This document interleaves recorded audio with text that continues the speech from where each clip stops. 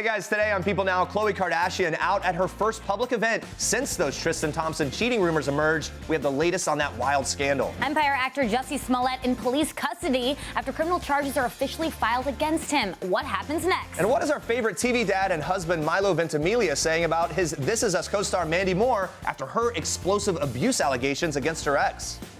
I'm coming here to win. John Legend is ready to take the reins as a coach on The Voice, and we can't wait. Plus, we're breaking down all the Real Housewives drama with our panel of passionate experts. It's live today on People Now. Let's go.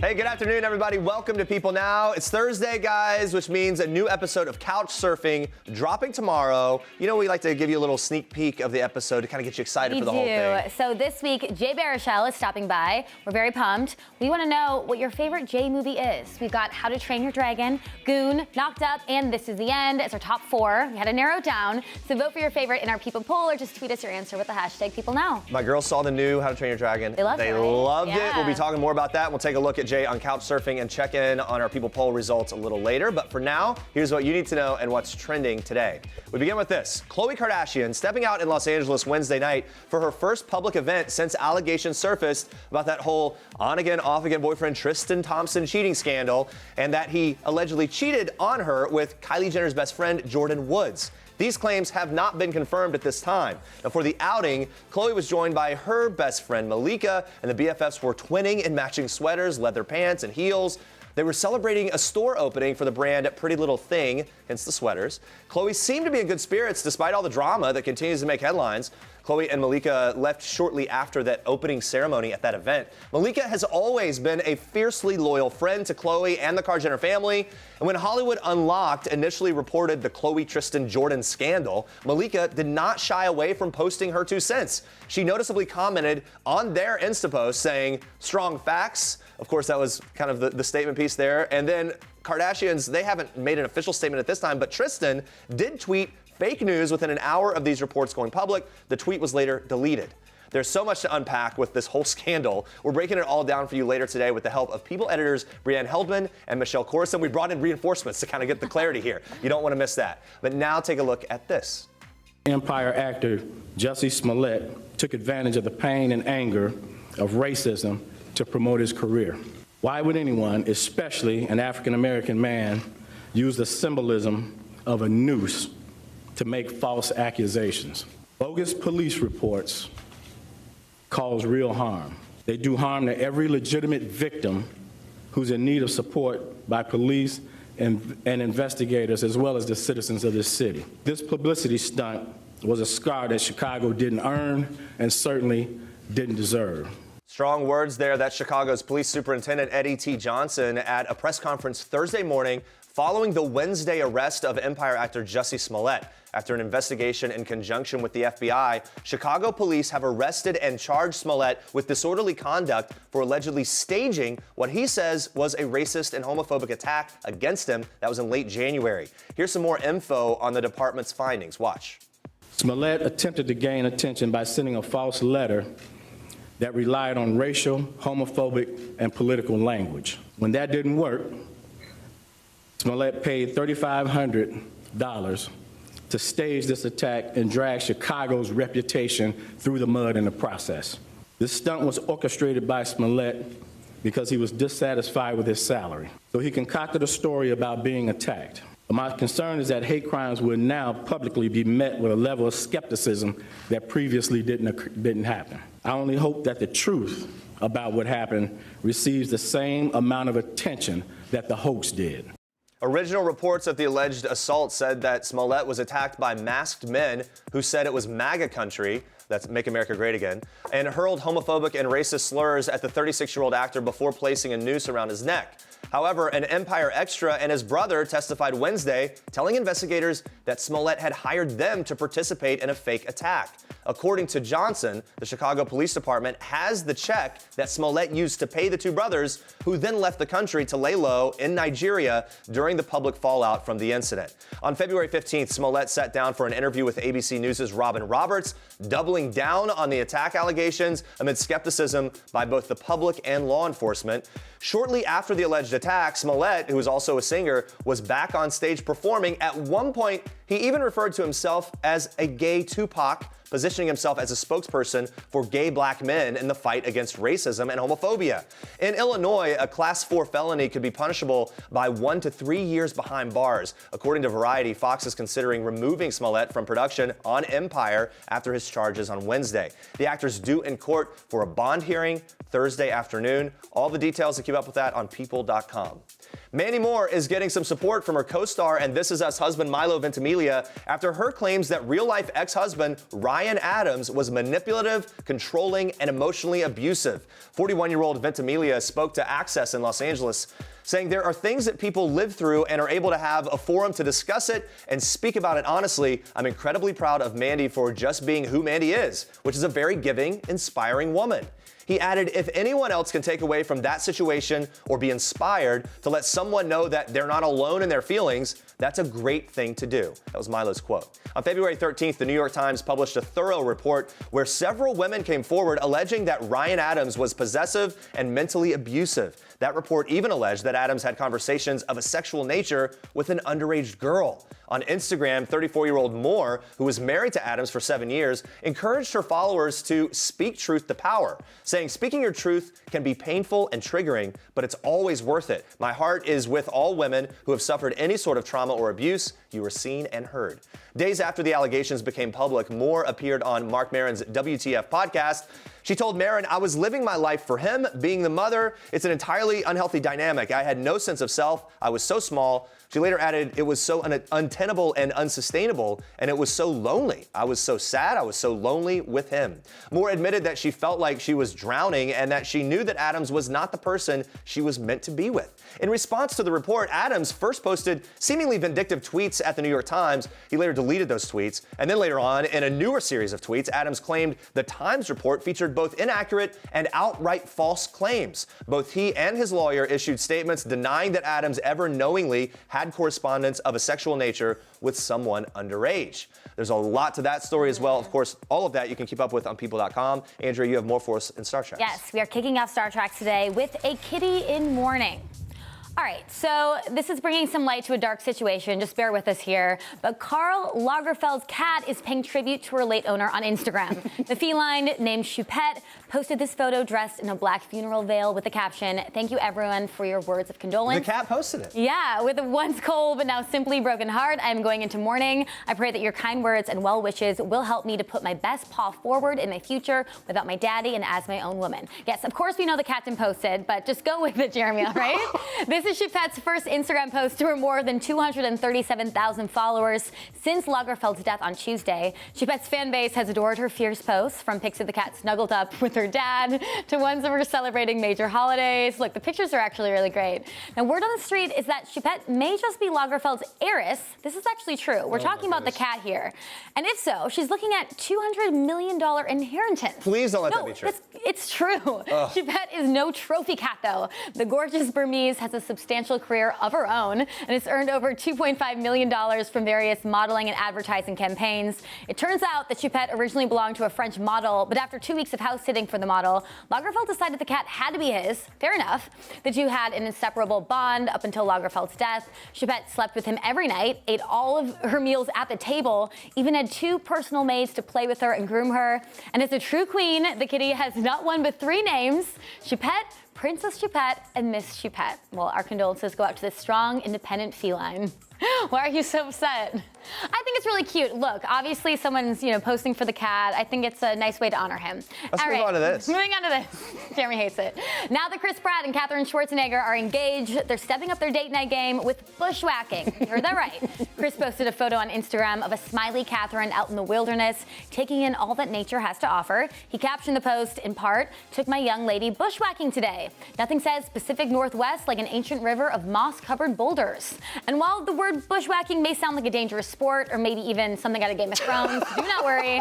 Just means traveling by foot through unclear terrain. That's all. Chris proved he's not afraid to get some dirt on his hands by taking his bride-to-be on this spontaneous adventure. But he let his comedic side show by mentioning Catherine's skepticism about the whole getting home part of the journey. When she asked how the frequent bushwhacker gets back without a trail, he responded, "I don't. Sometimes you end up just living there."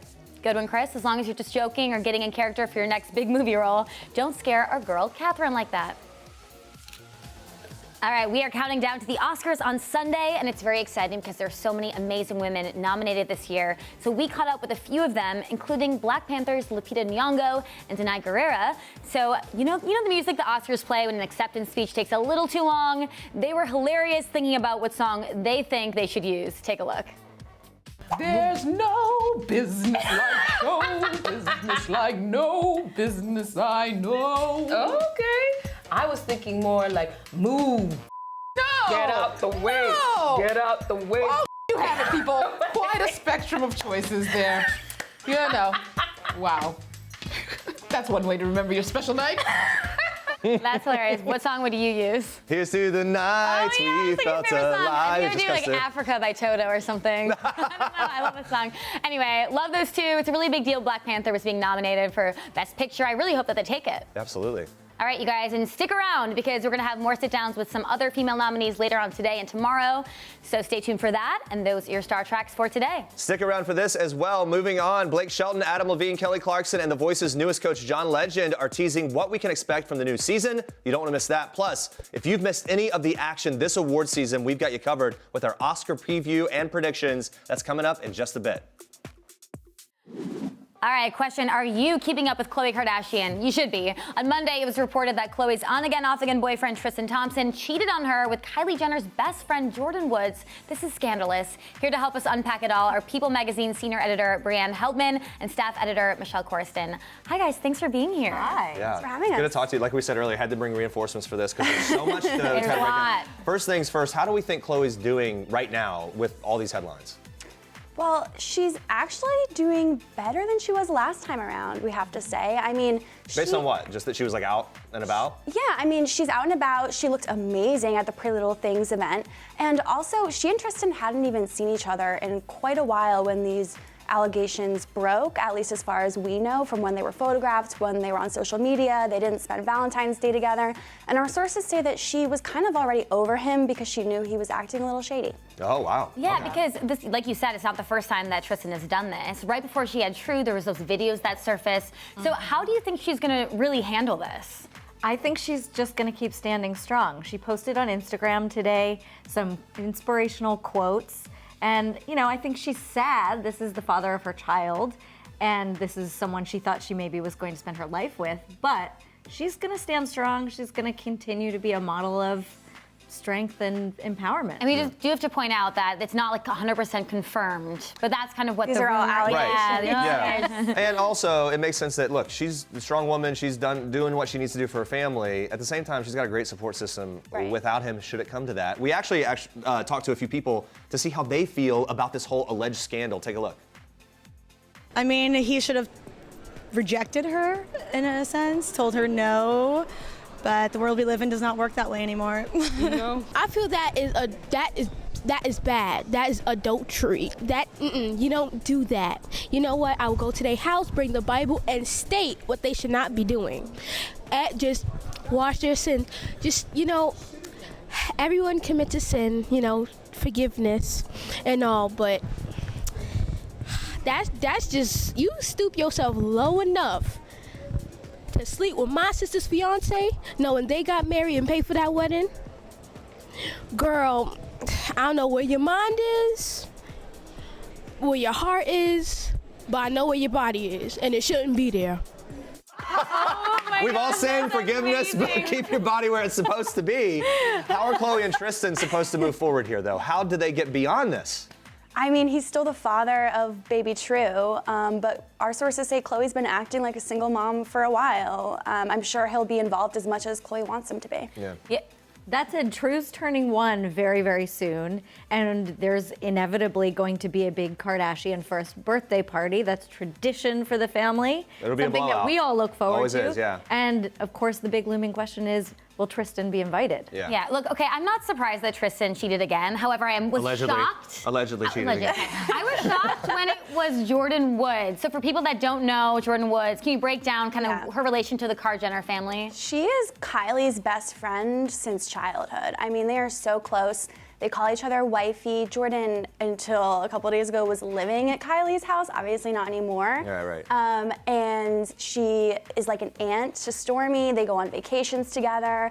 Our sources say Kylie has been very generous to her, you know, buying her gifts, and obviously being affiliated with the Kardashians has helped her brand as a model. A few of us were talking around the office, like, man, kind of what was she thinking? She's now essentially probably cutting, if all this turns out to be true, cutting herself off from that family, which has been, they've been great friends to her, but also in career and everything else, very beneficial to her. It's great to be living at Kylie's house. Right, I mean, how's Kylie dealing with this? How do we see this playing out with their friendship? It's probably over, right? I think in many ways, Kylie, this is harder on Kylie than it is on Khloé. This is someone who's been in her life for most of it. They're so close, and this is such a betrayal. This is a much bigger betrayal than some guy who's been around for 2 years. Well, and a guy who has a history of some things. I said it was actually probably harder on Kylie, and Jeremy disagreed. Remember we talking about that? I'm still like, okay, look, there's still a mom here who's dealing with like the dad of her child possibly cheating. That's a pretty severe thing. Khloé, like you mentioned, she posted some kind of sad Instagram stories. So we're gonna take a look at a couple of them now. I think we have them. Yeah, the worst pain is getting hurt by a person that you explained your pain to. I thought that was very sad. Somebody needs to hear this. That betrayal was your blessing. If they ask you about me, tell them she was the only person that loved with whatever. Okay. Yeah, do we think that this is her official statement? What do you make of it? Well, Khloé's the queen of cryptic quotes. Ever since things first went down with Tristan, this is how she's addressed things. And over the past few months where he's been living in Cleveland, playing basketball, she's been in LA, focusing on True, she hasn't said anything, she hasn't posted photos of him, but there's all these quotes about where things stand, and I think we can kind of take this as her statement, along with those tweets that she liked. It's a good point to remember they've been distant already due to his career and everything Now, else. it's been reported that Tristan doesn't care about any of this, so what do we make of that? Oh, I mean, he clearly didn't care when he allegedly hooked up with Jordan, right? So why would he care now? Oh. I know, it gives me, it makes me feel so gross. I just think about it from the point of view from a father's perspective. Like, if he doesn't care about that drama, he's going to care about it when that first birthday comes around, when these highlight moments come around. If this is true, and he's faced with the reality that he's now got this sort of gulf between them as a family. I mean, that's going to be something he's definitely undoubtedly going to have a hard time. People always talk about the Kardashian curse. Is he kind of falling into that? Like, you get with them and you just can't handle the fame and everything that goes with it? I mean, I don't like that term because I feel like it puts it on them. I totally That's a good point, actually. Phrase. I think with anyone that's super famous, that's something they deal with. But also, like, let's put this on Tristan. Like, he's shady. And there's lots of famous people who have healthy relationships, as we report on in People all the time. Maybe the Kardashians don't know how to pick them, though. If it's true, he's definitely shady. Speaking of baby true, let's talk about, we always kind of cover this kind of thing. If it should go, in a bad direction, co-parenting, custody deals, all that stuff kind of works out. How do we predict that would kind of play out?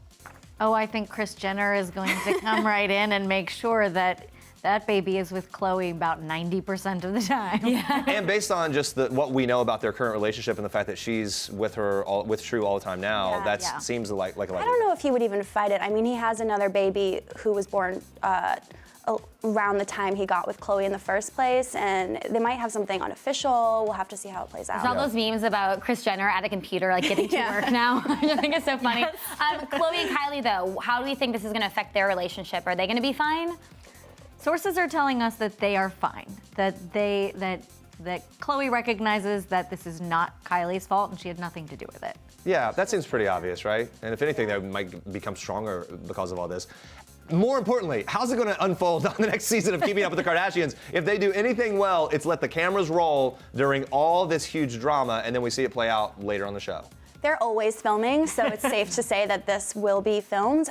Keeping Up returns in March, so it may take some time to catch up. But yeah, I think this will be on TV. But we feel like this wasn't orchestrated. This was real drama that's happening. To go through that much heartbreak. Poor Khloé, she's been through so much. I don't think she would fake it. Thank you, ladies, so much. Brianna and Michelle, for being here. You. Appreciate you unpacking this for us. And for more updates, head to people.com right now. All right, John Legend is the latest music icon to turn his chair as a coach on The Voice. We caught up with John, Adam, Blake, and Kelly ahead of the season premiere this Monday. Spoiler alert, things are about to get pretty competitive. Take a look.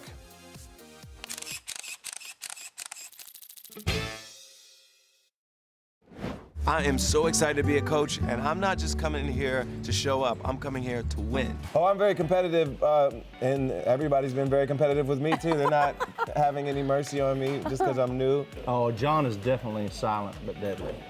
No question about it. Just like his farts. Oh! I'm such a nice, sweet boy from Ohio. Like, what do they have to be afraid of? Every single one of them only had one block to use, and they all used it on me. You're welcome. Yeah, thank you. Yeah, thank anytime. you. Glad you guys respect me so much. We do. We are threatened. I don't know how deadly John is as a coach. I can only tell you that I have absolutely no faith in his ability to win this show. Not as long as I'm on. You know what I'm saying? Because I'm going to beat him. Your team's good, though. I don't want to hear you just complaining. Yeah, he's got a really good team. Welcome to Team Legend. Hey, John Legend's an Emmy winner, Grammy, Oscar, Tony. It's a lot. I'm not worried. I don't want a Tony. Do you want a Tony I don't award? want to have to go to one of those award shows to get one of those things. The parking is horrible. The backstage is cramped. You can't get a drink. I know, it's Every a time you mess. got to go to the bathroom, it's a wait. It's much more convenient to just go for Sexiest Man Alive. It would be dishonest to go for a Tony. Although you could do it. You could be in Joseph the Amazing Technicolor Dreamcoat. Oh yeah? You could be the guy. You could be the Joseph guy. I don't know what that is, but okay. It's a musical. You always have had great advice from me. It's a musical about a guy who wears this really multicolored coat. I think it's about Jesus. Is it about Jesus? Is it about Jesus? It's Jesus, right? No, that's Jesus Christ Superstar. Let me Google it. That's what I said. Yeah, okay, I think I got it right. I don't think the coat works for Blake. What do you think? There's a lot of confusion in all of that. Either way, though, it seems like it actually would be really fun to be on this set, kind of joking around. They've got a great chemistry behind the scenes. All the coaches kind of trash-talking each other, but it turns out those coaches' kids actually have a blast behind the scenes, too. He's good with kids. I'm like a big jungle gym to kids. So True. if I'm in the room, they're on my arms, they're hanging off my legs, punching my stomach because it jiggles and it's entertaining to them. So I'm good with kids. My kids love coming to set not to see me, but to see Carson's kids mostly. Or Apollo, Gwen's kids, yeah, because they go to school together. So yeah, my kids like coming to see other kids. I'd love to think that they come to see me, but they don't. Luna, she's been here a little bit, but not a lot. So, you know, she'll start to get to know everybody as we get into lives and all those other things. But yeah, it's nice to be close to home, you know, quick commute and, you know, make sure I'm there when they go to bed most nights. Which is rare for artists. Yes. Yeah. She's clearly very threatened by me. Not at all, baby. Everyone can see it. You came in here gunning for me. You're not going to win a war of words with me. You're not going to win a war of words with me. You're the one who came gunning at me, so now I'm going to bring it. Now you're going to deal with me. Oh my God. Okay? And anybody that goes against me, do you see them in this room anymore? No, they're not here anymore, right? Boom. That was one of many juicy moments from Wednesday night's Real Housewives of New Jersey reunion. Part 1, we're going to get into everything that went down in the Garden State, plus some highlights from the other cities this week. There's a lot to unpack. So here to dish on everything from the chic to the bleak within the Real Housewives world are People's Housewives experts, news reporter Dave Quinn, and joining us from LA, People TV producer Sam Belikoff. All right, Hi. let's kind of break into it. We saw in that clip, and honestly, in most of the end of the New Jersey episode, a war of words between Teresa and Jackie. Dave, what do you think was the lowest blow in this whole thing? Well, I definitely think Teresa was digging in deep there. She kind of seemed to come prepared for the reunion, ready to go in on Jackie. She called her a homewrecker. She called her a lot of terrible things. She really was just kind of out to get her. And one of my favorite moments in the whole entire segment was when she accidentally confused the idea of being thirsty with being hungry. So she said that, oh, you look really hungry. But it was kind of messed up because Jackie has anorexia. Yeah, she meant she's looking thirsty, right? But yeah, it was really bad. Sam, what did you think of Teresa versus Jackie and how it all played out? I think, honestly, that she didn't confuse thirsty and hungry. I think that she backtracked after she realized what a nasty comment that was. That's just my own theory. I think it was really low down, but I loved it in that clip when she said gumming. It's like Teresa's words, like she says the compassionate wrong later. Yeah. They're really fun. But also, what was fun about this was you get the full spectrum of Teresa's I don't like you. You know, at the beginning, she gets her old no comment after Carrie Bradshaw, which was very Teresa shut down a few seasons ago. But by the end, she's snatching Andy Cohen's cards, which is very like almost close to season 1 table flipping. So, you know, it's nice to see the old Teresa back. Well, we also have to talk about how Melissa got in the middle of it all at the very end of the episode. Sam, what did you think of that? I mean, it's been really nice to see them together, but a lot of Jersey always comes down to family, and the fact that they're going at each other again after this time of positivity is kind of crazy. Melissa said on Watch What Happens Live that they ate pasta together 2 nights before they filmed this, and I really think that what's come out of this season is Melissa Gorga's backbone. I think maybe in recent seasons when she saw that Teresa was in jail, or it was more recent, she kind of treated her with kid gloves, and I don't think that's happening anymore. I think now that she sees Teresa going after her, I think she's playing the game and doing it as well. And the other big showdown in the first part of the reunion is between Margaret and Jennifer. Dave, what do you think really stands out about that whole back and forth? Well, that's actually where the homewrecker comment was. I got confused. Before she called her a stalker, one a homewrecker. It was a lot of insults going around. Hard to keep them straight. What I think is fascinating about this is it's a good example of when you own your storyline. So, like, Margaret has been honest about the fact that she and her husband got together. They were both married with other people. They had an affair. So when Jennifer is calling her a homewrecker or talking about the fact that she, like, ruined a marriage, it doesn't really have any impact when you own the story. It's already been dealt with. Yeah. Sam, what do you think about that? Flat. I think the weirdest thing that stuck out to me was in the coming attractions, she badmouthed Oklahoma, and I thought it would have been a question, like, let's talk about you talking badly about Oklahoma. It wasn't. She said it unprompted. They weren't talking Oklahoma at all. Jennifer she just puts her foot in her mouth, like Margaret says, and that kind of happened over and over again, and it was interesting to see, to say the least. Yeah, moving on now from who's winning New Jersey to a different kind of winning. And yes, that's a Charlie Sheen reference because it is time to talk about Beverly Hills, specifically Denise Richards, who we learn a lot more about this week, including this moment. Watch. How did you meet Aaron? So I met him at his center doing DNA repair and anti-aging and that sort of thing. And then one time we had sex in one of his rooms. Oh, that was the treatment. And we've been inseparable ever since. That is so great. My visuals of you and Aaron having sex are like right up there with my favorite porn. That's like real good. Like real good. We like to have a good time. I can tell. I am actually very flattered that Erica thinks of Aaron and I having sex. It's definitely a turn on. I love when they have these very candid conversations. Dave, what did you think of her revealing so much? You know what the thing is this is what I expect from Denise Richards. You know, I've pretty much seen her naked, right? Like on TV, in movies rather, right? She's been very like honest and open out there about her life. Like this is what I want to see. And she said that she was going to be open. It's nice to see that she's following through, actually doing it. Sam, what's your take on Denise Richards? Yeah, I have like 2 little side takes. I think that what's interesting to me in that clip and around Denise is Erica. Erica is so breezy this season, and I think that Denise and maybe her level of fame or her coolness is pulling that out of Erica, and I love it. Erica has sort of been reserved in the past, and I haven't loved her as much as everyone else has because I like a housewife that gives a lot, and I feel like she's giving more. And then the funny other thing is this whole Nicolette Sheridan, Harry Hamlin, Denise Richards, Aaron connection. Of course, in Housewives fashion, we find out that Denise's new husband, or soon-to-be husband, dated her ex, also used to be with Lisa Rinna's ex, Harry Hamlin. And it's very New York, Tom, Harry, Luann, Ramona. It's just everything. Makes it even more juicy. So Puppygate was a bit dormant this week. We did get some shade thrown Dorit's way by Lisa over room sharing on the private jet. Watch this. Kyle, isn't there a 3-bedroom suite? Why would you leave Dorit? She's got a terrible snoring problem. And gas problem as well. Oh, stop. What the Are you kidding me? Wow. Wow, she's back. Cheers. It's all fun and games, and then one jab goes too far. Sam, do you think that was a jab that just went too far?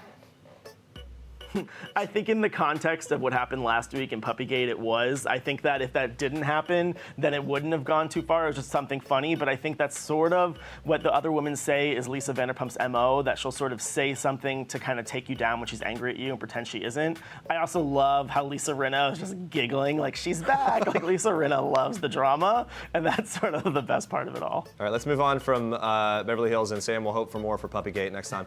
Let's move to the Real Housewives of Atlanta. Kind of a slow episode. The big moment everyone was talking about, Portia's engagement to Dennis. Dave, what do you think of how this whole thing went down? Well, People actually ran the exclusive about this engagement when it first happened, and it is so beautiful to actually see the footage. You know, he flew them there in a helicopter. He had their favorite singer singing their favorite song. It was a blowout. It was a totally gorgeous, like, slam dunk. Yeah. He totally got it done right, and Portia did not see it coming, even though we did. We were all aware that it was on the way, and she was really excited about it. It's just, it's great to see her at this stage in her life. We've wanted her to be in a happy relationship. She started the show in an unhappy marriage. She got divorced. I like the positive energy of it. Real quick, Sam, what are your thoughts on this? I guess I'll be a little negative and say I loved when somebody in the background almost slipped on the rose petals. I think that it was a really sweet moment, but it really colored it deliciously. Yeah, and I'm happy for Portia. It reminded me of Gretchen and Slade with the helicopter engagement on OC. Yeah. And except this one was real. All right, Dave and Sam, thank you so much. Everyone at home, make sure to follow along with us and watch The Real Housewives of Atlanta Sunday at 8, Beverly Hills Tuesday at 9, and New Jersey Wednesday at 9, all on Bravo. On this week's episode of Couch Surfing, actor Jay Baruchel is throwing it back and taking a look at some of his most beloved performances, like his decade-long role in the How to Train Your Dragon franchise. He shared how the films and the TV series have impacted fans across generations. Watch this. And it's a special thing to be a part of something that means what these things mean to kids of all ages across the world. You know, when you're little, you love stuff in a pure, direct, all-consuming way that nothing in your adult life could match, right? When you think back to, Christmas morning or seeing your favorite movie or whatever it was when you were little, And I got the chance to be a part of that, man. That's a really cool thing. Jay is also known for being pretty good friends with Seth Rogen. They are both Canadian after all. Yeah, Jay and Seth actually lived together when they first started out in Hollywood, and this is what Jay had to say about that experience. Fun as hell for us. It might have been repulsive to anybody that visited. But we had each other's backs, and one time I sharted, and he gave me a pair of his underwear from his closet, and I still have them. Did you shart during a rhythm exercise? That's my question. No. I think I was, no, it was on the couch. I think it was on his couch. You better not do that on my couch. Yeah, no, absolutely not. Wow, that's... Put it all out there. Yeah, it's a very weird visual, huh? I wonder what their parties were like. Probably pretty epic. That kind of gives you a little sneak peek. I love seeing them together, though. The films they did, Jay and Seth versus the Apocalypse, Knocked Up, This Is the End. They've done some really funny stuff. Yeah, and love How to Train Your Dragon. The new film is coming out. The Hidden World comes out on Friday. People are really excited for that. Jeremy's very excited because he's convinced he looks like Jay Baruchel. No, people tell me that. I'm not excited about that necessarily. I don't know. I think you like it. We've never been seen in the same room together. I'll just say that. You kind of have the same hair. Anyway, you can watch Jay Baruchel dive into a bunch of his other roles when Couch Surfing drops on PeopleTV this Friday. Guys, the 91st Academy Awards are just a few days away, and like we mentioned earlier, there are just so many amazing women nominated this year. Yeah, including Melissa McCarthy, who was nominated for Best Actress for her role in Can You Ever Forgive Me, which she was amazing in this. It was such a great movie. Loved her and Richard E. Grant. Second nomination for her after getting nominated for Best Supporting Actress in the comedy Bridesmaid. Obviously very different kind of movie. Yeah, really funny. Also, she's really proving herself as a serious, dramatic actress. She has such a transformation in Can You Ever Forgive Me? I know, who knew all this was on the way when you think back to Gilmore Girls days, right? I know. We sat down with her to find out one thing a director once told her that she'll never forget. I believe it was Paul Feig, and he said, you can't go too far, and if you do, I won't use it. And that just opened up the doors to, I don't know, to try everything. Melissa also opened up about her favorite moment from the film that earned her this second Oscar nomination. Watch this. The lovely Richard E. Grant, when he's dying of AIDS. That whole scene, when we kind of rekindle as best as we can that what our friendship was, and he says, will you make me 29? With perfect skin? Don't make me sound stupid. I just loved it so much. He was so beautiful in it. All right, as we said, we're just days away from the Academy Awards. Joining us to give their predictions for the big night are People News editor for movies, Nigel Smith, People Entertainment Projects editor, and Queen of the World, Mary Green, doing all kinds of cool things. What's up, guys? Hello. Hey, guys. All right, let's just get right into it. So 8 movies nominated for Best Picture this year. Who do we think is winning? It was right out the gate. I think it's going to be Roma. Okay. Oh, wow, okay. I think that they have the momentum in the moment. The season has been really long, and there have been different frontrunners, but I'm going to place bets on. And they've got the artistic favorability, right? It's different. Exactly. It's kind of unique. No, Nigel, not having it. No, I think that has a shot. It has ties with the favorite for the most nominations, 10 coming out of the gate. But I think it could be Black Panther, which won the Best Ensemble Award at the SAG Awards, which is their equivalent for Best Picture. And the SAG voters make up the biggest body of the Academy, the acting body. And good indicator. People love that movie. Yeah. It made a ton of money. Marvel is huge in Hollywood, and it's going to make history as the first comic book film to win Best Picture, if it should win. Okay, just to appease me, is there any way the favorite could win? Is it? No. No? Not a chance. That's my favorite of the Well, year. let's talk about this. A Star is Born. Look, early on, there was so much positive momentum for A Star is Born that it seemed like, oh, it has it in the bag to some people. Seems to have lost steam recently. Why do you think that's happened? I think it might have peaked a little bit early.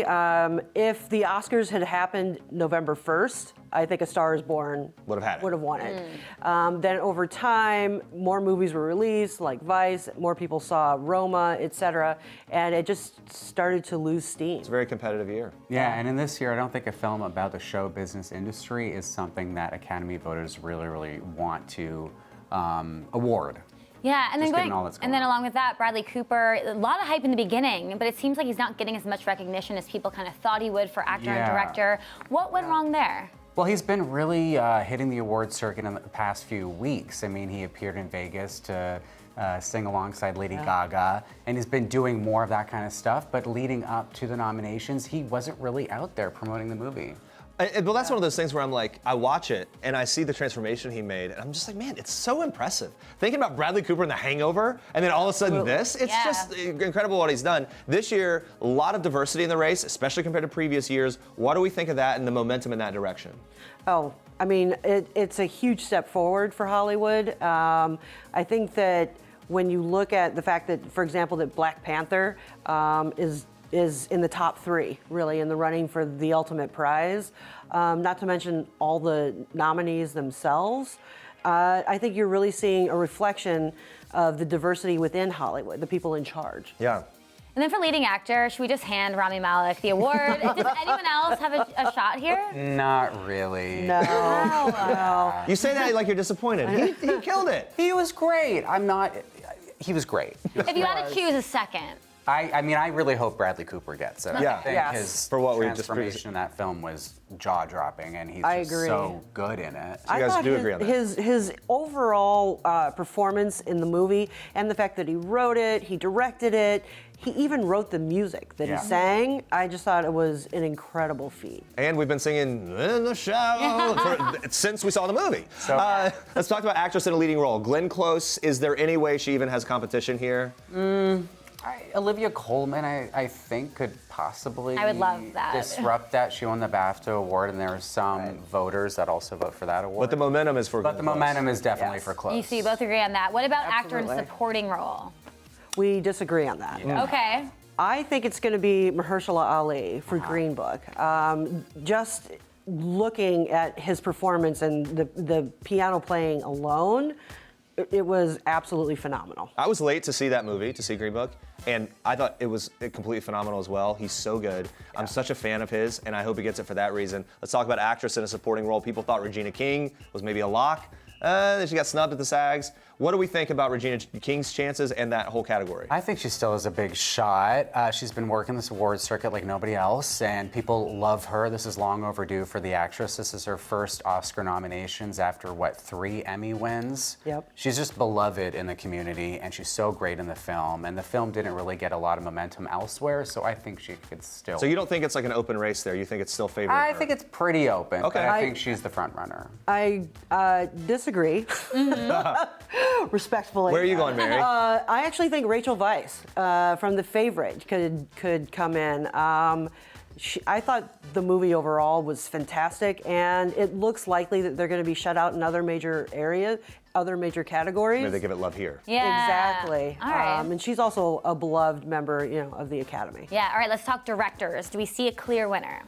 I do. Yeah, I think there could be an upset. I think it could go to Spike Lee. This is his first ever nomination for Best Director, which is insane. And so shocking. So Yeah. shocking. And if were he to win, this would be the first African-American film director to be winning Best Director. So I think the Academy could want to make history with this. Yeah, there's a lot of symbolism. It would be a real moment, and that could obviously affect the voting as well. Not to mention, really great movie. Yeah, Hello, absolutely. and The really work fantastic. was terrific. The work was terrific. Let's talk about this. No host this time around. Lots of presenters though. A lot of star power. Michael B. Jordan, Tyler Perry, Paul Rudd, Awkwafina, Whoopi, J-Lo, Amy Poehler. I mean, who are the presenters that you're looking forward to the most? How do we think that's all going to play out? Opening monologues, stuff like that? I'm most excited to see what Whoopi does because, you know, she's been sick, right, for the past week on The View, and then there's this conspiracy theory going on out there that she's actually going to host the show, so I really hope that's the case. I think it would be a genius move. That would be amazing because we need some surprise this award season, so absolutely. let's see what happens. See, I'm really looking forward to the opening as well. I'm actually wondering if they're going to secretly bring back all the previous hosts and do something big. They're going to have to acknowledge it in the some situation, way. right? Yeah. And so this is actually one of the first Oscars where we're going in where almost everything is unknown. It's a total surprise. It's going to be an utter delight. I like that. Well, we're very excited. Thank you guys so much for joining us. Thanks for having us. All right, and the 91st Academy Awards are on Sunday, February 24th, 8 p.m. Eastern on ABC. Let's take a look at our People poll in honor of Jay Baruchel's appearance on Couch Surfing. We asked you, what's your favorite movie that Jay has starred in? Here we go. How to Train Your Dragon. Not too surprising. Which is his there. voice. And not, what about for you two? Do you have a favorite? Knocked Out. No, okay. Knocked Out? Yeah. Same. All right, guys, make sure to watch Jay Baruchel on Couch Surfing tomorrow. We'll be back with another question of the day tomorrow as well. Coming up tomorrow as well, Lori Loughlin stopping by to dish on When Calls the Heart and Fuller House, and she's spilling some details on John Stamos' parenting skills. Get ready. Plus, Medea is back. We sat down with Tyler Perry to talk about his hilarious new movie, A Medea Family Funeral. Can't wait for that. I watched it. It was so fun. And you were like one-on-one with Tyler, yeah, right? It was great. All right, thanks for watching. For now, we leave you with one last thing from the stars of Netflix's The Breaker Upperers, Madeline Sami and Jackie Van Beek. Bye. Bye, guys.